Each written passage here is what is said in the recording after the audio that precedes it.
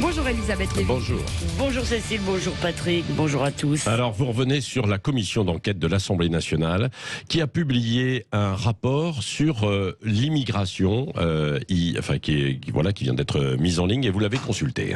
Oui, alors il a été publié hier soir, et cette commission, alors c'est une commission sur les migrations, les conditions de vie et d'accès aux droits des migrants, réfugiés et apatrides. Elle est présidée par le député Sébastien Nadeau du groupe Liberté et Territoire et son rapporteur c'est la députée LaREM Sonia Crimi.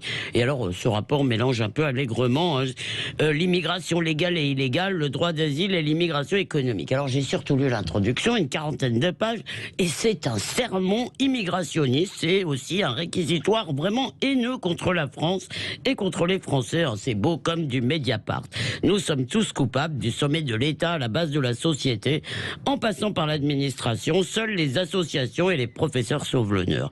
Alors, selon ce rapport, je vous cite des passages, l'immigration est un phénomène naturel, et là je cite, aussi constant que la respiration chez l'être humain, on ne l'arrête pas. D'ailleurs, il n'y a pas de péril migratoire, toujours selon les auteurs, seulement les Français ont été ensorcelés par des bonimenteurs qui parlent à leur cerveau reptilien. Oui, tu sais ce qu'il dit, mon cerveau reptilien. Non mais franchement, ce populisme de bas étage, encore une citation, a donc contaminé la classe politique, et voyez-vous, nous traitons les migrants comme des choses ou des animaux.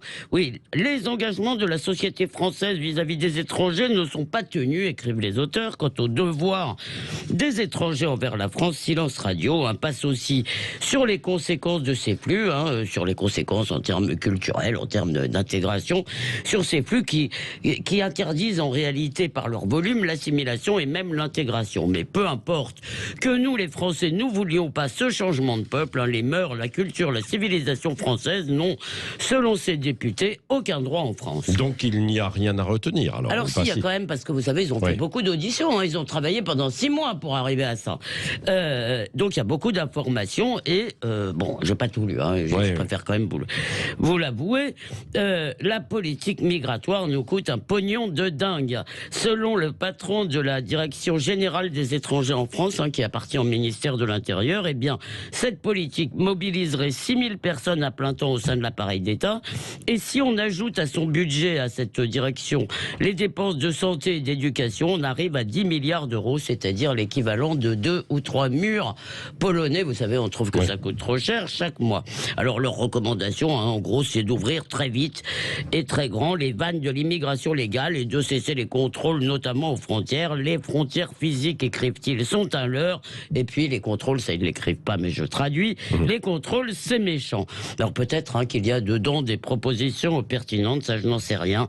Mais franchement, la morgue satisfaite et l'agressivité avec laquelle des élus parlent des aspirations et des inquiétudes de leurs électeurs, eh bien, ça les disqualifie pour proposer quoi que ce soit. Heureusement, ce rapport finira comme beaucoup d'autres dans les oubliettes, et je dis oubliettes parce que je suis poli.